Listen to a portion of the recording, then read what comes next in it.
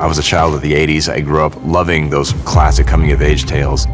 Those films always evoked three key responses: wonder, laughter, and tears. They would take you to worlds and experiences that you've never seen before, and they really would kindle that side of your imagination. To be able to tell that kind of a story, to be able to take this huge canvas that Michael and the team have built over the last decade, and to focus in on a tiny corner of that canvas and tell something that's more intimate, more character-driven, and more evocative of those great classic coming-of-age stories of the 80s, that was something that was really exciting to me.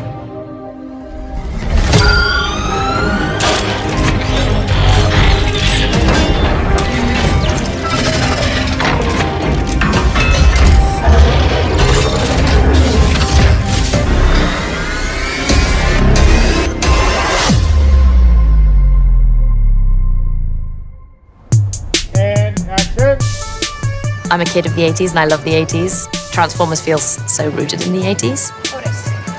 Otis, look at me, I'll be right back, okay? If you die while I'm gone, I will kill you. Do you hear me? The 80s has a very specific flavor, which is great for filmmaking purposes because there is a look that people recognize.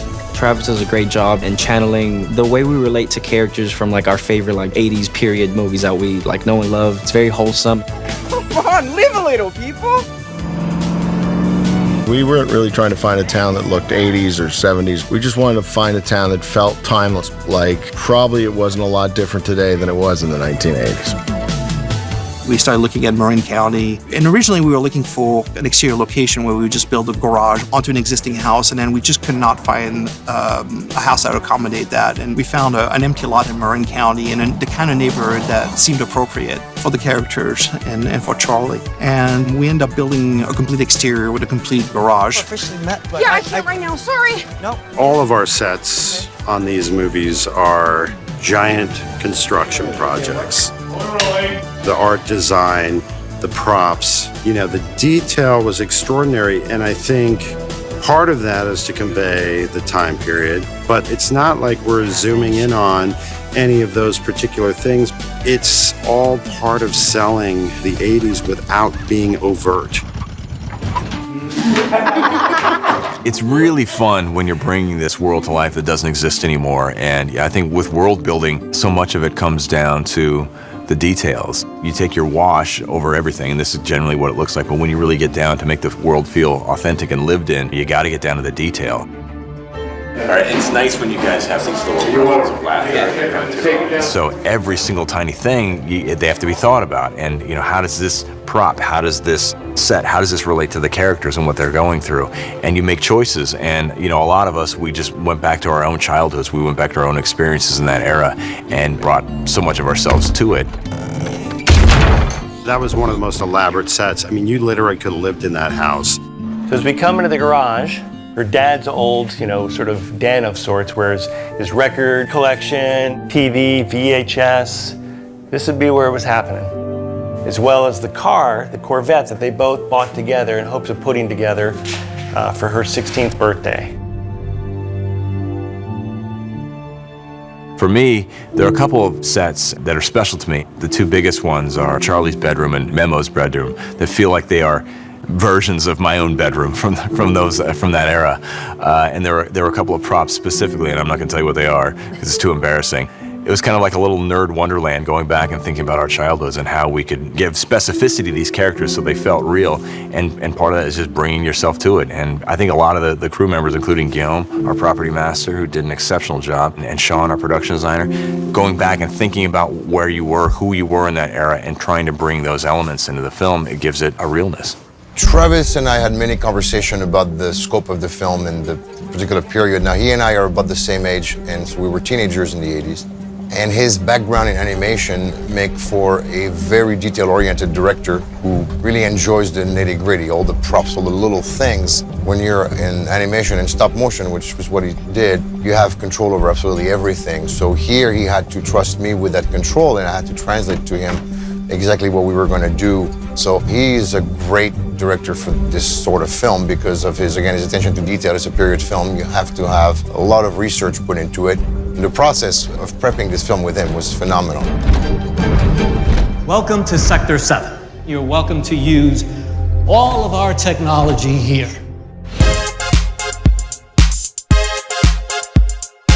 We had a pretty amazing triumvirate in Tina and Kelvin and Dana in terms of like bringing to life the look of the 80s in this film. We sort of decided really early on that it's an 80s movie, so it had to look a certain way, but it didn't have to be shoulder pads and craziness, you know, it had to be true and rooted in the period, but we were telling a story, and that was the important thing. Before our first meeting, we pull pictures and do images, and there were certain things that he really liked. He loved the Joan Jett of it all. He loved the Deborah Harry of it all. He loved like the rock influence that we were thinking about doing for Haley. You know, she has to stand out. She has to have her own look, fit into the period, but in some ways she isn't fitting in with everybody else. There's something different about her. So we gave her like a little rock edge and a darker palette, because everything else is poppy and fun and bright, and she's not. She has dark jeans, and she's got some greens, and she has, you know, a lot of black, where nobody else is really wearing any of that in this movie. You like my shirt? Are you a metal fan? I talked to my mom actually a lot about 80s fashion and trends, so to speak, hair and makeup. She was with me in a lot of my fittings at the beginning, and it was like a trip down memory lane for her. Charlie dresses sort of toned down a little, wouldn't necessarily say cooler, but she just doesn't go the whole 9 yards. Our approach to the 80s was to treat it sympathetically and to treat it sincerely, and there's absolute love in it. You can see it in the production design, in the costumes, in the hair and makeup. You can hear it in the soundtrack and the music that we're using. It was a real place, it was a real time, and we wanted to make sure it did not feel like we were lampooning it, that it was a cartoon, and so we treated it seriously. Nice outfit. Let me guess. Cry for help? One of the things that was really cool for me was doing location scouting on this film, because, you know, working in animation, you don't do that. I've shot all my films at Leica in a big warehouse, and so you don't find a location, you design and you build a location. But of course, you can't get poison oak and you can't get stung by bees, which we did when we went on location. But that was one of the cool things working with J.J. Hook, who helped us find all the locations in the film, was that we wanted to try to use the sets and the locations as ways that we could reflect what the characters are going through emotionally.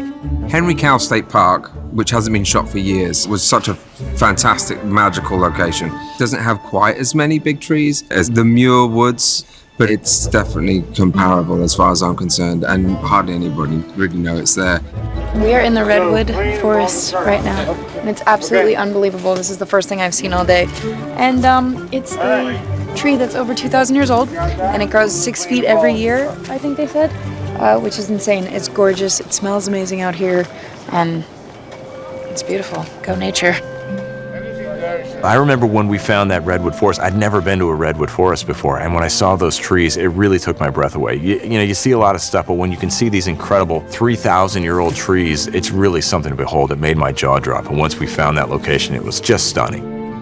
A big part of this movie will be the authenticity of California, so we wanted to get that right, and we didn't want it to be a distraction either. And action.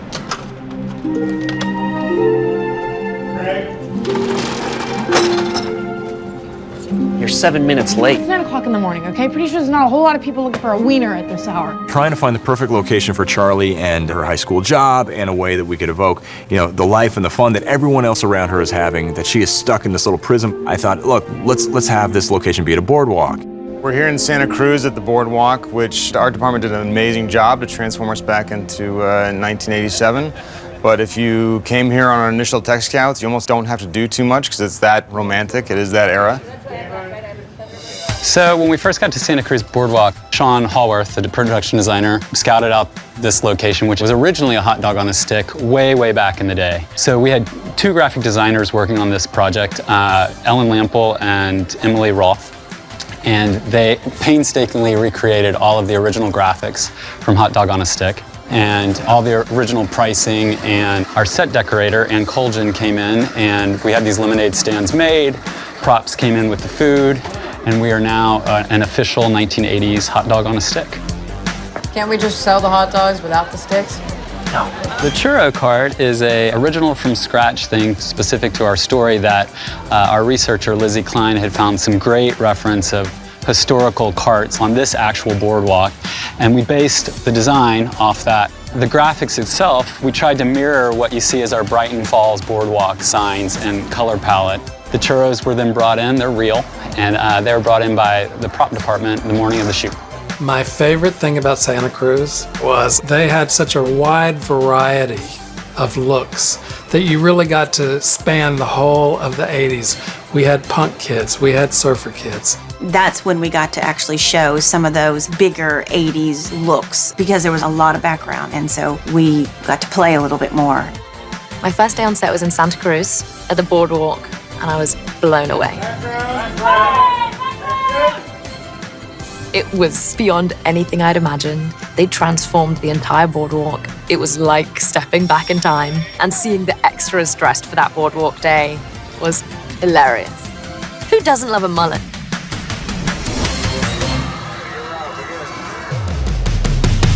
I drive a bright orange Datsun 240Z, and it's a hot little number, I must say. Transformers are sort of synonymous with car culture, so it felt like it was very important for us to try to capture this moment in time. It's not just, cars that were from 1987, it's, cars that go back beyond that. Usually, when you're doing a modern day picture, the sort of mechanics are simple because so many of those cars are around. But when you're doing a period thing like this, you've got those cars from the 80s and the 70s and even further back. A lot of those cars don't exist, so it's tough to find them for one. And then the people who own them, we threw some older shirts and some mustaches on them, and now they're driving in 1987. So it's a little bit more difficult because those car owners aren't necessarily experienced. They haven't done these movies every weekend like we usually do back in LA with modern cars. But you come up here to Northern California, you find the cars, you find the people, they get excited. Everybody gets a radio in their car, and you throw together an intersection, and then the whole thing comes to life. Morning, Mrs. Calloway. Beautiful weather, isn't it? And you're such a suck up, Otis. This particular location is the scene of a big classic 80s bonfire party.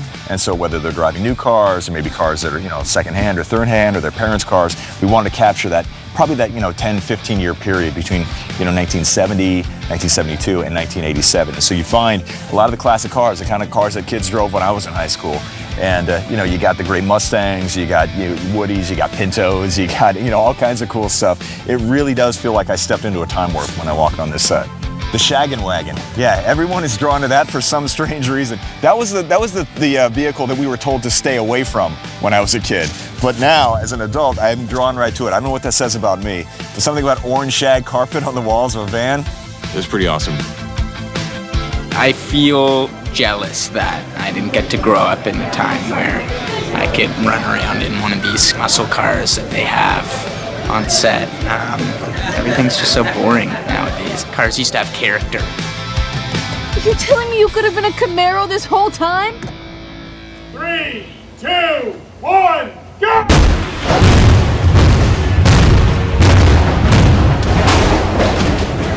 So we have this big, third act action sequence, and we wanted to find a location that could do it justice. And because she lives in a coastal town, it felt natural to have it at a marina or a dock. And we found this place that was just cool. It was this old naval yard that they built, ships in World War II at Mare Island. And the architecture, the bones of this place was just stunning. It just looked so cool. And what's more, the dry dock where they would repair and assemble these ships, when it's drained of water, it looks like a gladiator pit. The second we saw it, we thought, what a fantastic place for a bunch of robots to be knocking the crap out of each other.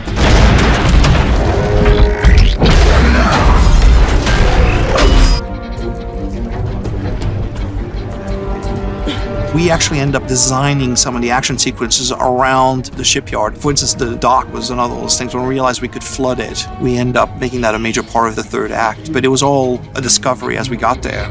These cranes that are around us add a lot of texture. There's a lot of history here that adds a lot of texture. Having all that to put our CG characters into just roots everything in reality so much more.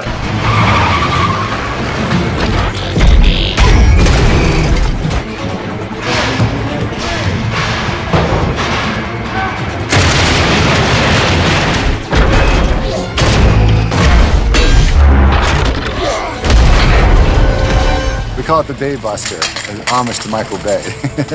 and the reality of this is the Bay Buster's acting like one of the robots is being tackled, so we have debris, and it just gives us bigger impact and bigger dynamic action.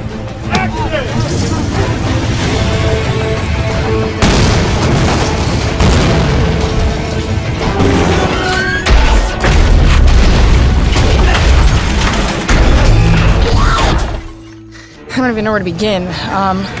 I am running for this tower to save Bee. At this point, Charlie's doing anything and everything she can to save him and keep him safe and keep him alive, as well as keeping herself alive.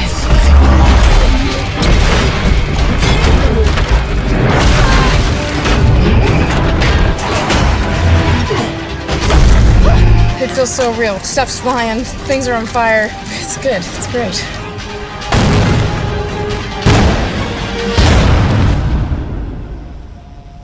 It's amazing. Maybe the coolest thing I've ever done. Yo, the explosions. Came here for the they were like, the PA was like, it's not that big of an explosion. And then you go in and you're like, yeah.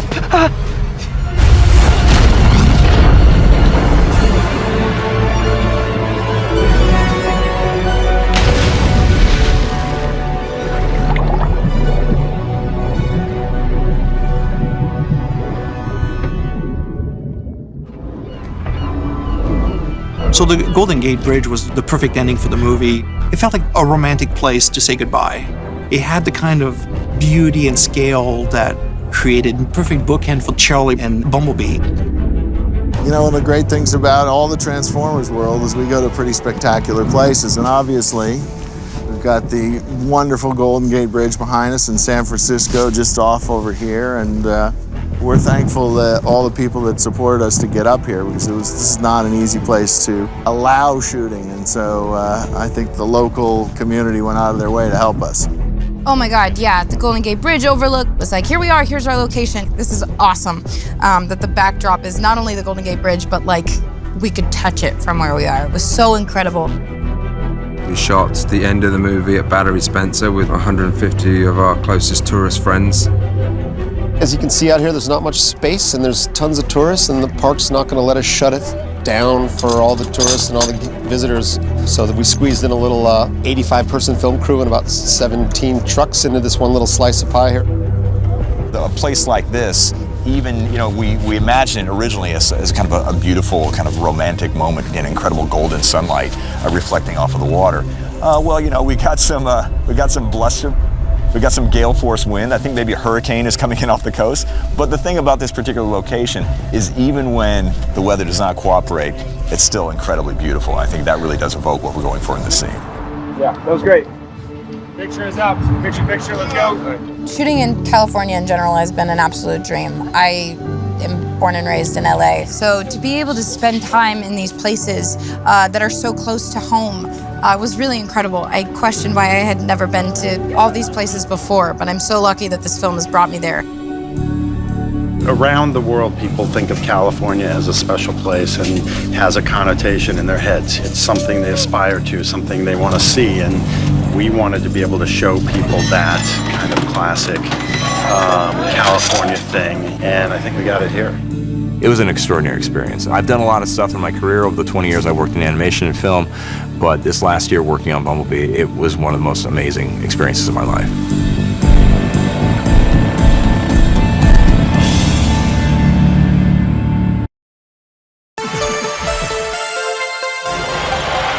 I grew up playing with the Transformers action figures and watching the animated series. And when the animated film came out in '86, I loved it. When Transformers hit, I was right in the middle of it. I vividly remember transforming Optimus Prime. He was the best toy I got. A lot of us were raised on the G1 Transformers, those toys, those cartoons. So to have a movie that's set at that time, there's a nice nostalgia to it. There's something about iconic personalities of Generation 1 that really resonates in the Bumblebee film. And I think it comes down to heart. I think the heart of Generation 1 is really about the plight of the Autobots against the Decepticons, the straightforward mission to protect Earth, and their ability to connect with humans. With the design on this film, We wanted to make sure that we did something that felt more evocative of the 80s Transformers designs. At the same time, these are robots that exist in the same universe as the other films, and so it couldn't be such a departure where it felt like it was a totally different movie. If you see anyone besides me, what do you do? Great. So Bumblebee has a look. We just brought that look into the 80s and did some reformulation.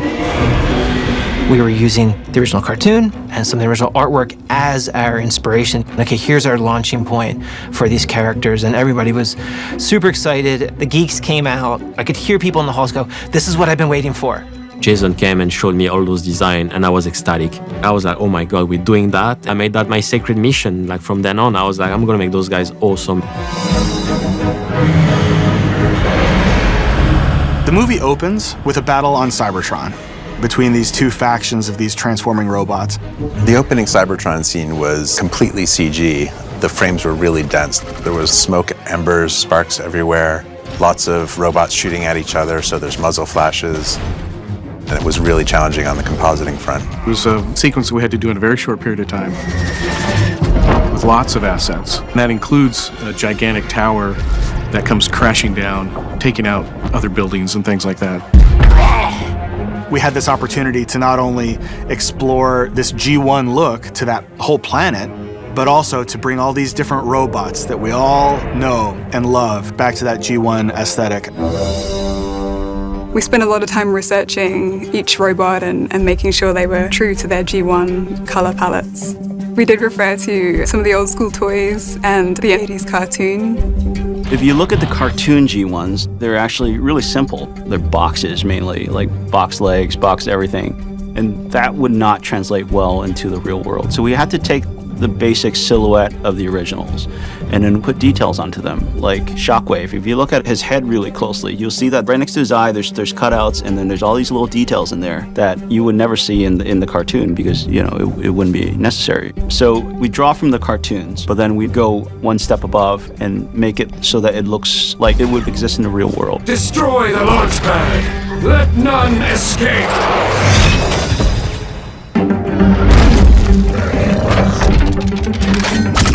You know, all the Transformers films have jaw-dropping visual effects, but this film, this is character work, this is acting. Tell me where your friends are hiding. I'll never talk. Is that right? We needed to make sure that Bumblebee and all the Decepticons that he goes up against feel like real, living, breathing creatures. It's not just something that looks cool, it needs to have emotion behind it. And the way we do that is in storyboarding, where we try to figure out, you know, what this character is thinking, what it's feeling, and then very clearly lay it out in really strong and evocative boards. And those storyboards were used to shoot the scenes on set. And then those same storyboards that were used to shoot the scenes on set were then given to the animation team here to make sure that that original intent of the scene was conveyed through our CG robots as well. When I talked to some of the designers early on about the kind of emotional performance that I was hoping to get out of Bumblebee, I said, you need to simplify. As much as we can streamline what's happening in Bee's face, those things that then can move and be expressive are going to be that much more powerful. For example, Bumblebee's eyes in this film are much larger and more expressive than they have been in previous films. We had to come up with a look for the eyes that allowed the animators to still express through the pupils. You know, the pupils change size when he's scared or angry. So we wanted to put something in there that was complex, but not so complex that you lose the emotion. Do you speak?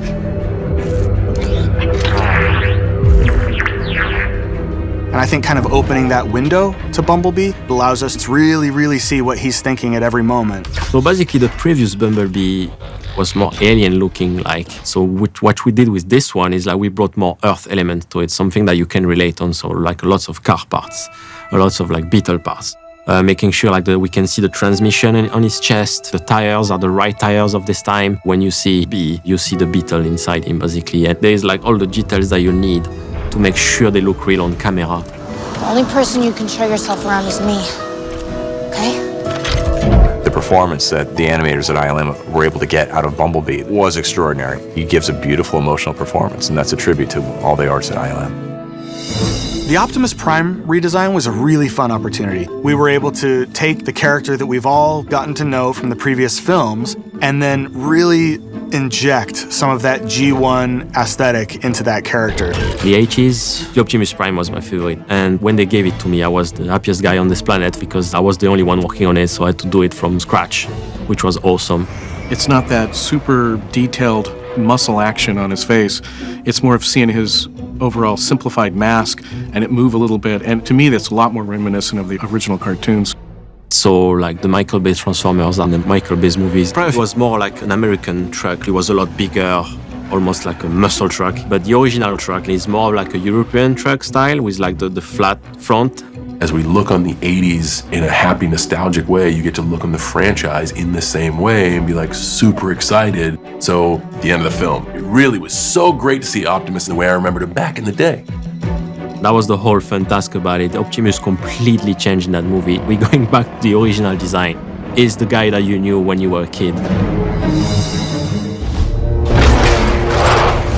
When I thought about the Decepticons for this film, again, going back to my experience as a kid playing with these toys, Autobots were always cars, Decepticons were always aircraft. And so the first Decepticon we see is this incredible fighter jet. When I saw the art for Blitzwing, I almost lost my mind. It's just such a cool looking character. He's got this intimidating silhouette with all these spikes coming out in all different directions with these wings and missiles. And he's a lot larger than Bumblebee too. Did you think you could hide? This Decepticon is grabbing onto our little robot and dragging him up the side of a cliff and really beating him up. When we were researching for the Decepticons, we realized that Shatter was a Harrier and Blitzwing was an F4. And then we scratched our heads to think, oh, how are we going to get reference for this? And then we did some research online and we found out 1 hour up north, there's an air museum that had both of these planes there. So we drove up there and we photographed the heck out of them. And that's how we got reference for these two planes. So Shatter and Dropkick were the first two triple changers we've ever done in a live action film. Just really exciting to take the robots to like just a different level and have that extra complexity and dynamic nature to them.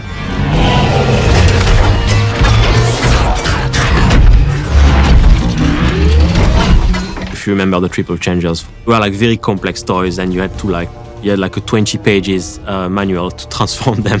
So basically that was the same idea. Travis wanted that to like happen where like Dropkicks and Shatter turns into muscle car first when they arrive on Earth. And then Dropkick turns into a Cobra helicopter and Shatter turns into a Harrier jet. So that was the challenge on those guys, was that to make sure that the balance is right between the jets elements and the vehicles elements and the alien robots elements. So they're gonna get more complex, having like a G1 feel to it. So the balance was like a hard thing to get. But I think we managed to do it anyway, so they look great and I'm really happy with the result. It's a tribute to the production team that they were able to assemble this extraordinary group of people. All of them embraced what this film was going to be. They had affection and love for the Transformers, but they knew that this was a different kind of a film. It was super exciting to be part of this, and if I could go back and speak to myself as a kid, I think she would have been very pleased to hear that I had a job painting Transformers robots, you know. I was just so happy about going back to G1 and having to build some Transformer, which is one of the best tasks I ever did in my entire career, basically. It's like kind of a set you do once in a lifetime. Nobody has ever had more fun at their job than we on this crew had bringing these G1 characters into this film. The joy and the camaraderie in this crew, it really was extraordinary. People really did love this movie and they put their souls into it, and I think that comes across in the film.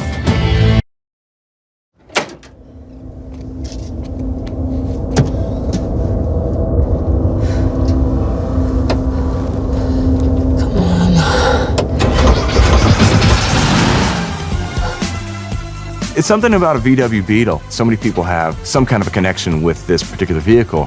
It's so many people's first car, and it just evokes warmth and memories and nostalgia. And even in the shape, I mean, it has these beautiful curves. It's not muscular, it's not aggressive. If you could give a car a hug, you'd want to give a VW Beetle a hug. And I think that gets to the core of who Bumblebee is. Bumblebee's always been a character that has a lot of heart. He's a character that seems like he might have an interesting story to tell. And I think for a lot of us, he's our favorite in the franchise. When I would go to my friend's house and play with the Transformers toys, Bumblebee was my favorite character for sure. I love Bumblebee. He's always been one of my favorite characters. He's just so relatable and fun and warm, and you just want him to be your buddy. Look go. Man, you got some moves. Bumblebee was always my favorite Transformer. He's not the biggest or most powerful Transformer, but his vulnerability gives him character. And the yellow, it's very 80s, it's cool. Bumblebee shows just like a crazy amount of charisma. He's always like funny without saying much since he doesn't really talk. I'm just happy that we're able to see this origin of him and we get to see more of what made him the Bumblebee that we know and love from the previous movies. Is that why you're always messing with the dial? You're trying to teach yourself how to talk, aren't you? B, you're a genius. The audience resonates with Bumblebee because he's an underdog. He's a warrior, an absolute warrior in a very small frame.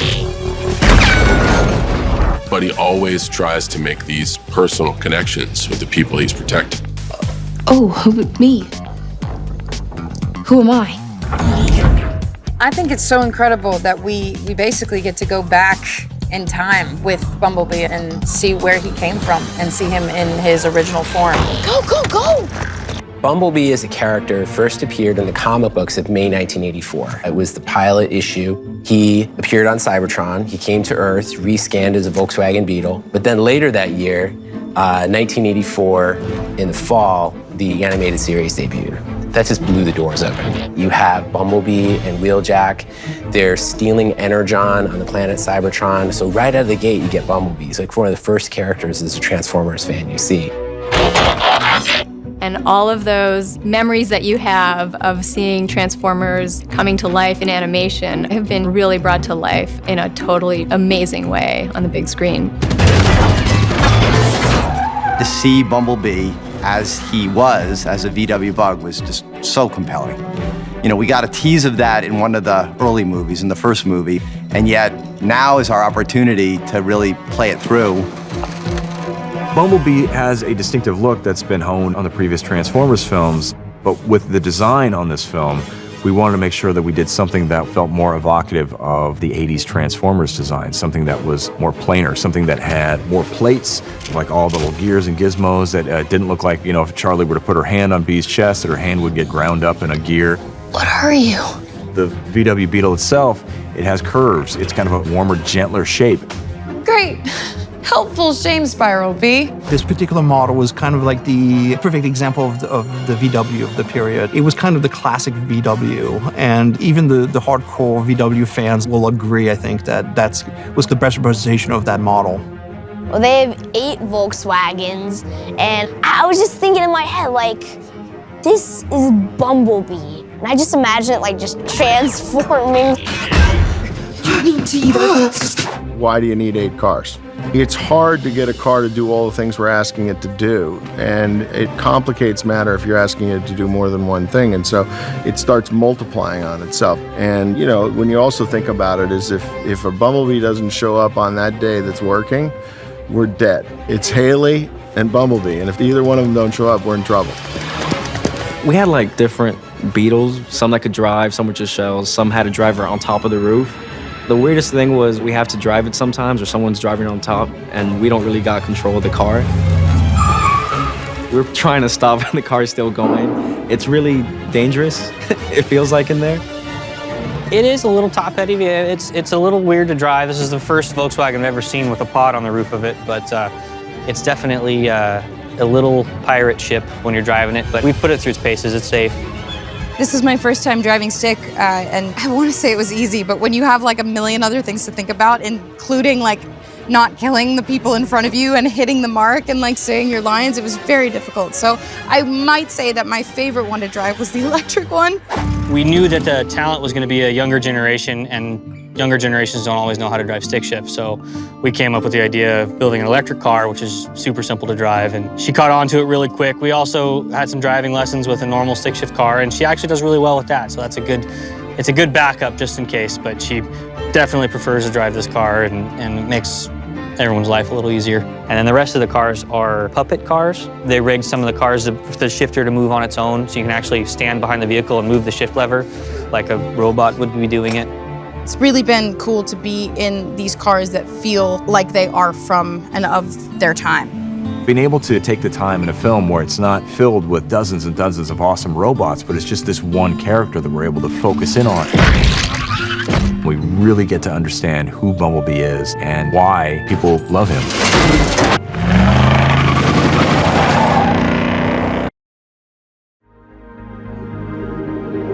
Let me tell you something. A driver don't pick the cars. Car pick the driver.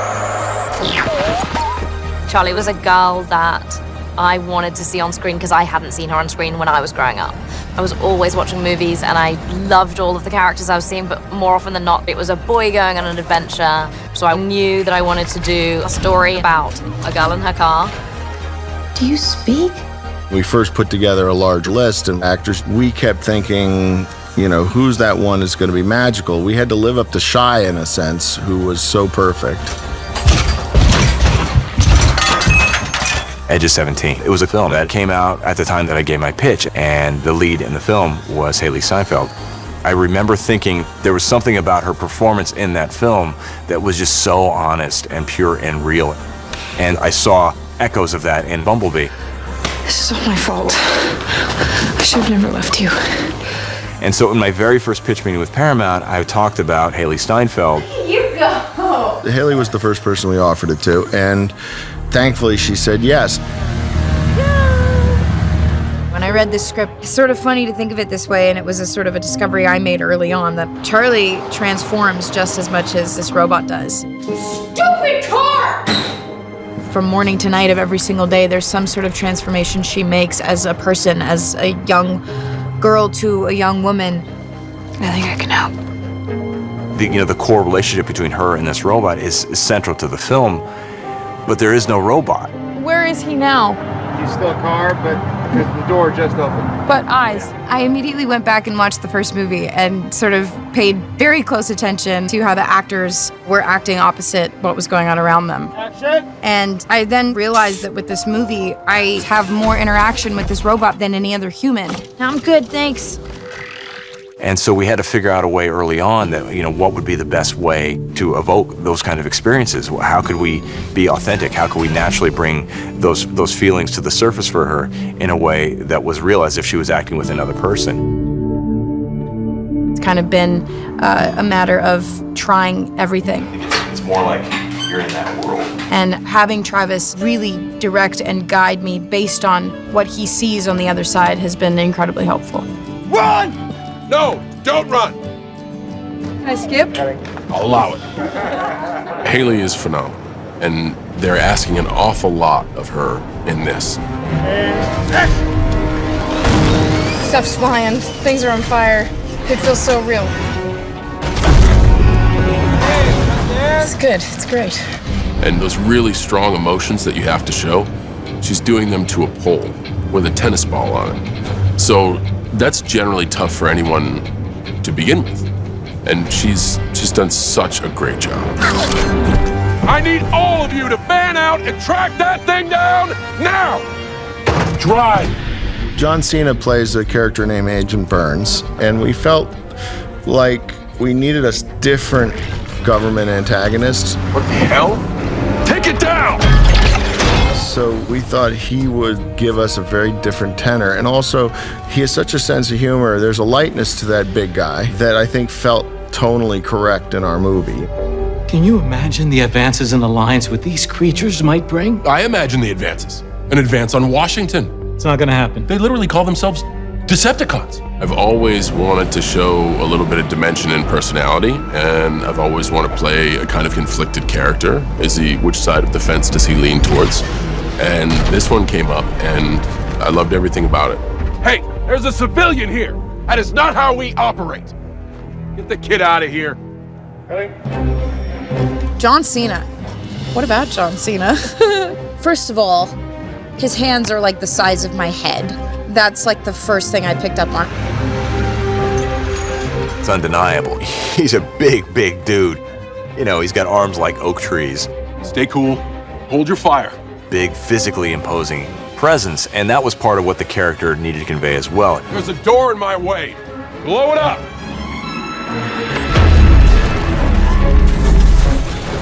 At first, wasn't sure if I was pumped on the fact that I kind of sort of wrestled John Cena. Stop it!